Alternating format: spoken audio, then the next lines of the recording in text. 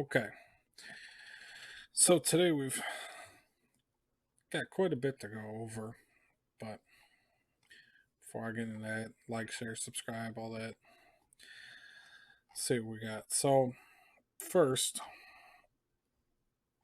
we have this. You know, at a Chase Bank in Portland, cop was not a cop, but a security guard for the bank was forced to pull his gun. This is the worst thing that you could ever do. He pulls the gun and then he turns his back on them, and he's still got somebody behind him. You know, that security guard needs a little bit better training. But they were attacking a bank today, and then they went on to attack the federal courthouse in Portland.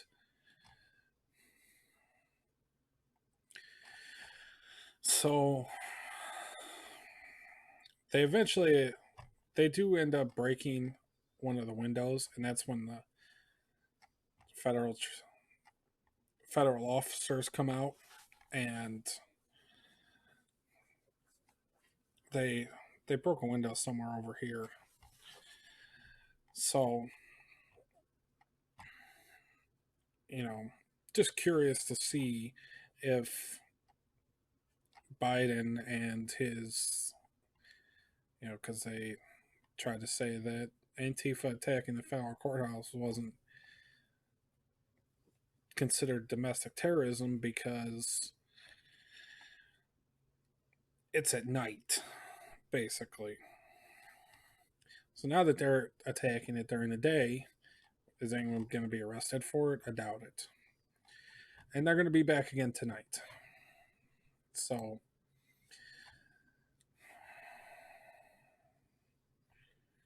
yeah, that's going to be something. So, but seeing them out in the day like this hasn't been like that for a while. So, things are escalating again there. Next, I had to talk about this. Democrats push to eradicate right wingers from the military. We knew this was going to happen. As soon as they ordered the 60-day stand down to purge what they call extremism, you know, in the military, which just means Trump supporters, basically, you know. But, so they report while a top Democrat wants the Biden administration to monitor new recruits for any violent extremist ties, whatever that means. Active special forces are reportedly being told not to associate themselves with the Pepe the Frog meme or the three percenters. Okay, the three percenters, maybe that's one thing, but a meme, that's where we're at. They're going to kick out special forces so that over a meme, they're they want to ban Fox News from military bases. You know,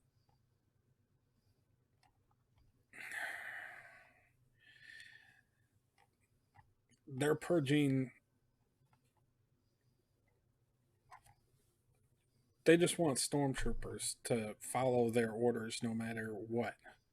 That wasn't so long ago that they were pushing, saying they wanted to drone strike American citizens on American soil, and now they're pushing to remove right wingers from the military, or in other words, Trump supporters, so that people will, so all that'll be left to be people to blindly follow their orders. This is it's not good. They're just going to keep escalating and escalating. It's not good. So, for everyone out there that's saying that it can't happen, look, they're already, you know, they're doing it.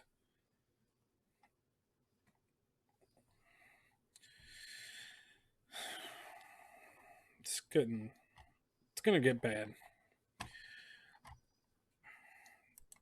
But I had to bring this up. A lot of people have been talking about it.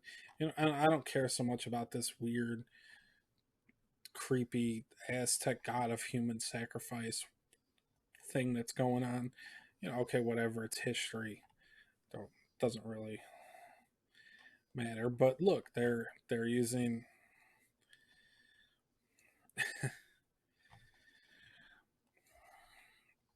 so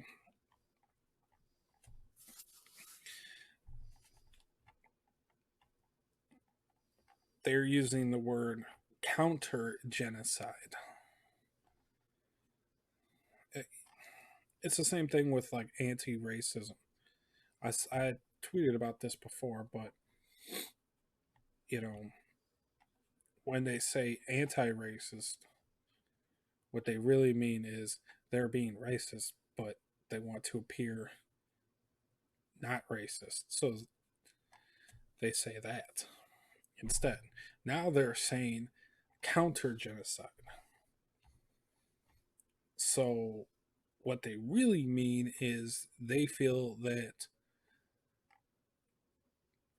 there was a genocide committed against them, so they're going to counter it with what, another genocide? You know, it,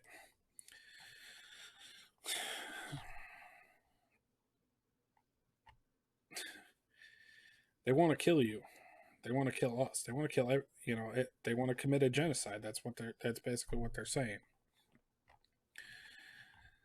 Of course, they'll never come out and admit it because, you know, who would go along with that? Like, I really can't believe that there are people that could be brainwashed to think that, you know, that the only way to stop genocide is to commit genocide, is basically what they're preaching. I don't know how you fall for that, but whatever. I, I don't really have much else to say on that other than we're in trouble. Bad enough when they were saying they wanted to put people in gulags, and now they're like, we're just going to kill you. But in other news, war games recently run by U.S. Air Force. We're going to say we're going to lose fast against China. Now,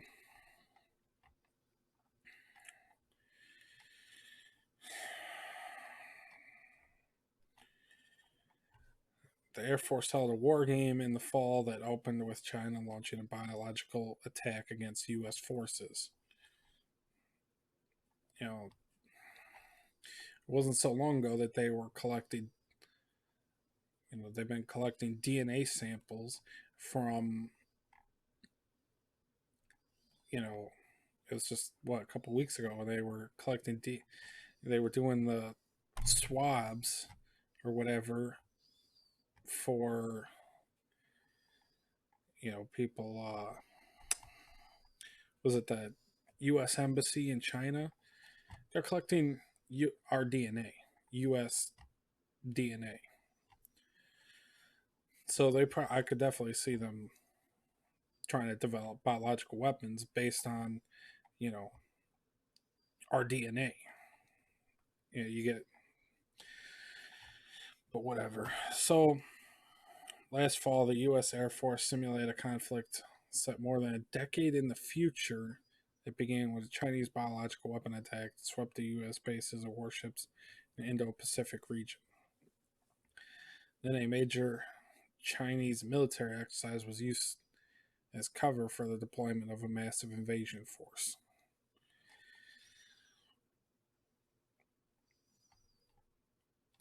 Lightning, air, and amphibious assault on the island of Taiwan.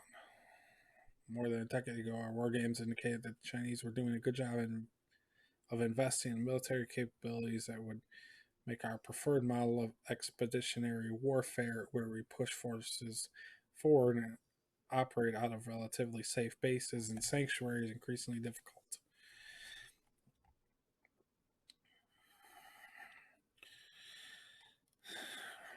As many of you might recall, the Obama administration got right on that, refocusing our military on its two most pressing shortcomings: lack of progressive generals and way too little Marxism. Look, I don't care to inject, your anybody's politics into this, but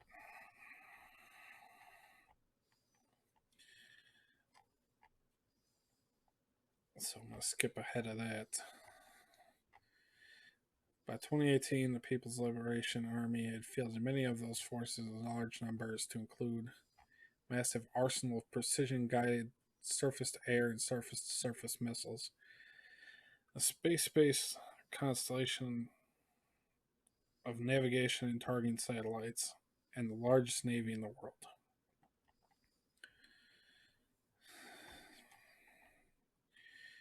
And then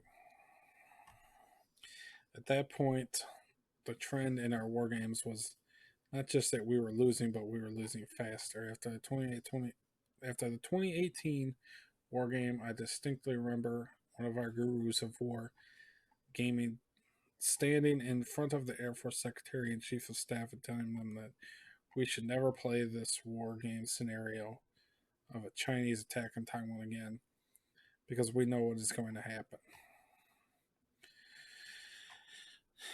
They're basically saying that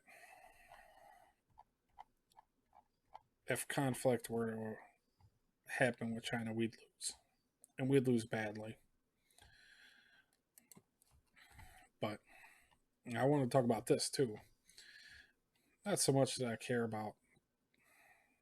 Basically, Tucker Carlson came out and said,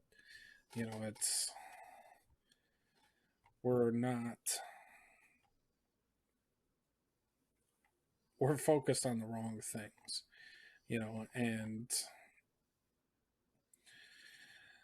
they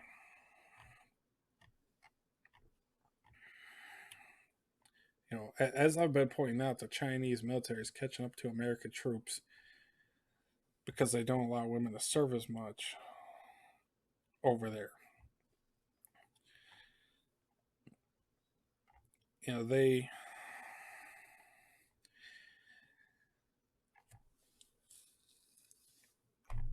That's not really so much what he was talking about. I think he was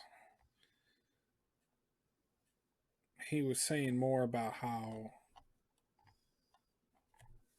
we're worried about nonsense stuff that really isn't as important. Meanwhile, the Chinese are preparing for war against us, and we're over here worrying about maternity flight suits and other stuff that really isn't super important. Like he said, we're pushing for pregnant women to serve in combat roles, which is pretty ridiculous to me. But on to the next thing. This was a big one that I wanted to talk about, so I'm going to play this and talk about it a little bit. But know it. You want my guns. I know it. We all know it. Well, Mr. Speaker, you can come and take them. With that, I yield back. Gentleman yields back. The gentleman from New York.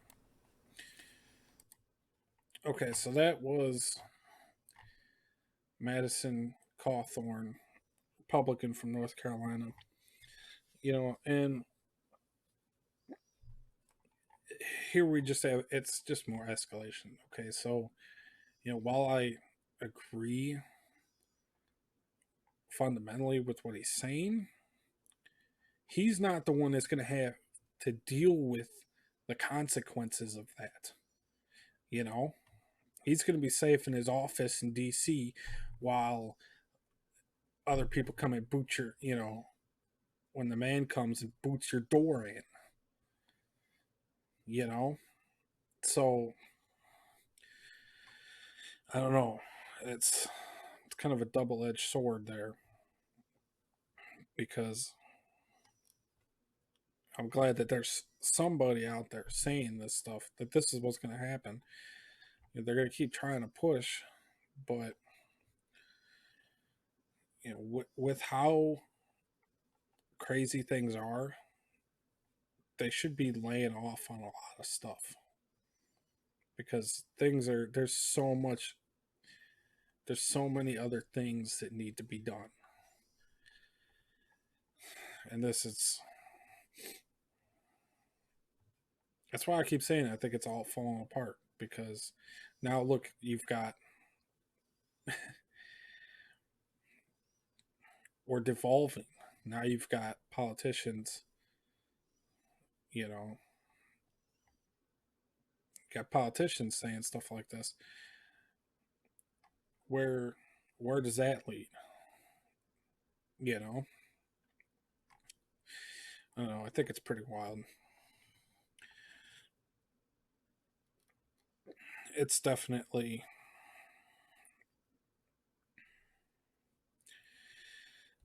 not what I think we need. I get where he's coming from, but we really there needs to be some serious de-escalation. And talking about that, been some recent controversy with the governor of Texas saying that Gab was anti-Semitic. Now, I think that's a ridiculous statement.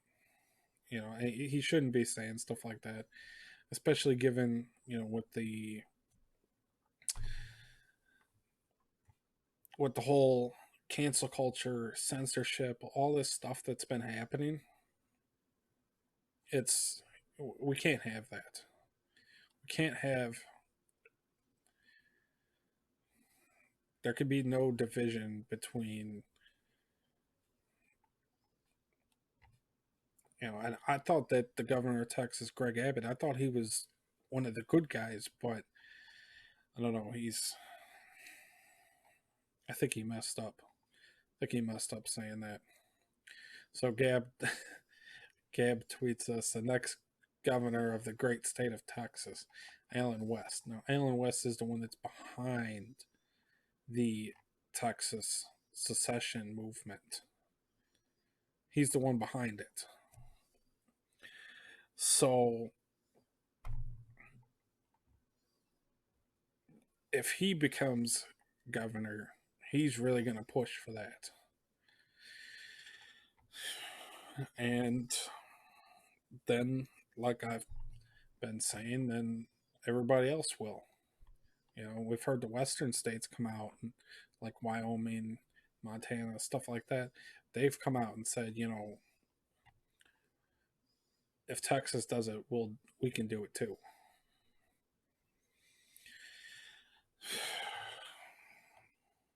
So we've got that to look forward to. And I think ultimately that's what the Chinese that would benefit the Chinese. If we were divided that hard, it wouldn't. It'd be easier. Divide and conquer. That's all I'm going to say about that. And this was something that just caught my attention. This is crazy. Okay. So, Greta Thunberg is writing letters to the Unabomber. So, I'm going to read this. Skip past some of this stuff. Authorities have intercepted correspondence between two people, a young foreign woman who has been in the news a lot the last few years for speaking her mind on a particular problem, an infamous individual whose time in the public eye was before she was born. So, and the Unabomber's manifesto, Industrial Society and Its Future, amid his bombing spree in 1995, which saw victims targeted by explosives in the mail. He described himself as an anarchist. He went on to say the Industrial Revolution and its consequences have been a disaster for the human race, and advocates for an end to technological progress and a return to primitive living.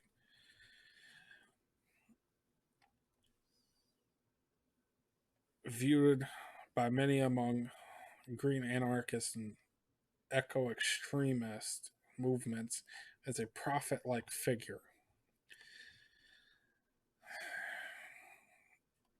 This is crazy. So,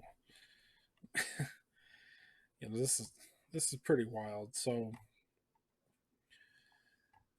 basically, the story could be summed up. She agrees with Ted Kaczynski, the Unabomber, about a lot of things. And there's a whole movement of people that follow her. I don't know. It seems dangerous. But I guess just add it to the list of things that are happening. And yeah. I don't really have much else to say about it. It's just another